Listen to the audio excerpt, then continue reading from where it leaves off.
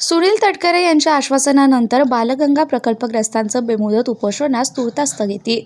मागण्या मान्य न झाल्यास स्वतः उपोषणाला बसणार खासदार सुनील तटकरे. बालगंगा धरण प्रकल्पग्रस्तांच्या सुरू असलेल्या बेमुदत उपोषणाला अखेर 6व्या दिवशी तूर्तास स्थगिती देण्यात आली. खासदार सुनील तटकरे यांच्या मध्यस्थीनंतर प्रकल्पग्रस्त शेतकऱ्यांनी आपलं उपोषण तात्पुरते मागे घेतले. पेण येथील प्रांत कार्यालयासमोर सुरू असलेल्या या उपोषणस्थळी खासदार तटकरे यांनी भेट देत आंदोलकांशी सविस्तर चर्चा केली. उच्च न्यायालयाचे आदेश, शासनाची भूमिका, पुनर्वसन कायदा, मोबदल्याचा मुद्दा तसेच 7/12 मूळ मालकांच्या नावे करण्याची मागणी या सर्व बाबींवर सखोल विचारविनिमय करण्यात आले. यावेळी खासदार तटकरे यांनी पुनर्वसन मंत्री मकरंद पाटील यांच्याशी दूरध्वनीवरून चर्चा केली. शुक्रवार दिनांक 6 मार्च रोजी मंत्रालयात जिल्हाधिकारी, प्रांताधिकारी, सिडको अधिकारी आणि प्रकल्पग्रस्त शेतकरी यांची संयुक्त बैठक आयोजित करण्याची विनंती त्यांनी केली.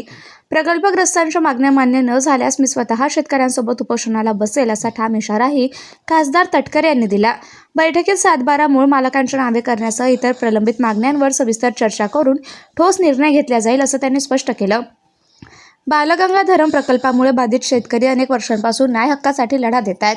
शासनाचे लक्ष वेधण्यासाठी त्यांनी बेमुदत उपोषण सुरू केलं होतं. खासदार तटकरे यांच्या हस्तक्षेपामुळे आंदोलनाला सकारात्मक दिशा मिळाल्याचं आंदोलकांनी सांगितलं.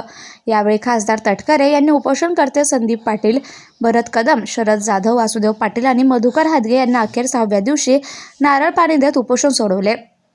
यावेळी राष्ट्रवादी काँग्रेसचे राष्ट्रवादी पेण विधानसभा अध्यक्ष नरेंद्र ठाकूर, पेण तालुका अध्यक्ष दयानंद भगत राहणार, जिल्हा परिषद डी.बी. पाटील आणि स्थानिक पदाधिकारी, प्रकल्पग्रस्त शेतकरी आणि ग्रामस्थ मोठ्या संख्येने उपस्थित होते.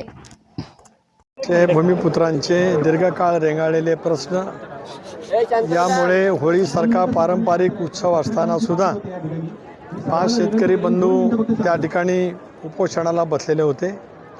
काही सहकाऱ्यांनी माझी काल भेट घेतली. आज मी या ठिकाणी आलो. यांचा प्रश्न पूर्णपणाने समजून घेतला. माननीय उच्च न्यायालयाने दिलेले निकाल, त्या संदर्भामध्ये शासनाची भूमिका, प्रकल्पग्रस्तांच्या मागणी, 13चा पुनर्वसन कायदा, त्यांना द्यायचा मोबदला, या साऱ्या बाबतीमध्ये त्यांच्याजवळ चर्चा केली. त्या अनुषंगाने पुनर्वसन खात्याचे मंत्री नामदार मकरंदाबा पाटील यांच्याशी मोबाईलद्वारे संपर्क केला. त्यांना विनंती केली की 6 तारखेला या संदर्भामध्ये एक विस्तृत बैठक पुनर्वसन विभागाचे अधिकारी, महसूल आयुक्त, MDचे, सिडकोचे MD, त्यांचे अधिकारी, जिल्हाधिकारी आणि पुनर्वसन अधिकारी प्रांत या सर्वांसह प्रकल्पग्रस्त आणि उपोषणग्रस्त शेतकऱ्यांची बैठक त्या ठिकाणी लावावी. लोकप्रतिनिधींसुद्धा स्थानिक त्या ठिकाणी बोलवावं आणि एकदा या प्रश्नाचा निकाल लावण्याच्या संदर्भात राज्य सरकारने सकारात्मक भूमिका घ्यावी अशी विनंती त्यांना मी केली. त्यांनी मला आश्वस्त केले की 6 तारखेला मी मीटिंग लावतो. त्याच्या अनुषंगाने लोकसभा सदस्य म्हणून या सर्वांना मी विस्तृतपणाने एक पत्र दिलं आहे. मंत्री महोदयांची चर्चा नमूद केली आणि 6 तारखेला बैठक आयोजित केल्याचं त्यांना पत्ररूपाने लिखित या ठिकाणी दिलं आहे. माझ्या विनंतीला मान देऊन या 5ही उपोषणग्रस्त शेतकरी बांधवांनी जे दीर्घकाळ याच्या साऱ्या प्रतीक्षेत आहेत, त्यांनी उपोषण सोडलं. त्याच्याबद्दल मी त्यांचे आभार मानतो.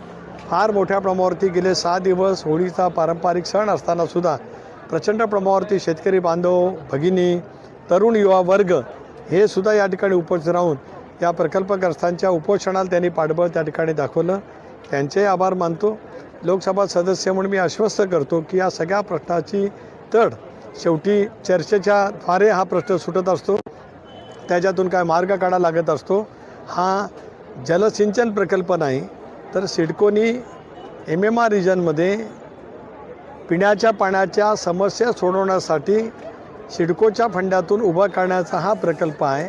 त्यामुळे या प्रकल्पाचा उद्देश आणि इतर प्रकल्पाचा उद्देश याच्यात मूलभूत फरक असल्यामुळेच शेतकऱ्यांना अधिक झुकतं माप कसं मिळेल, त्यांना पॅकेज कसं अधिक देता येईल, याच्यासाठी दीर्घकाळचा माझा प्रशासनातला अनुभव, या विभागाचा मंत्री म्हणून असलेला अनुभव, पालकमंत्री म्हणून असलेला अनुभव, या सर्व अनुभवाचा विचार करत त्याची ज्या प्रश्नाच्यासाठी माझ्याकडनं त्या ठिकाणी पाठपुरावा होणार आहे. मी पुन्हा एकदा आपल्यामार्फत या सगळ्या उपोषणग्रस्त शेतकऱ्यांचा आणि त्यांना पाठिंबा देणाऱ्या शेतकऱ्यांचा आभार मानतो.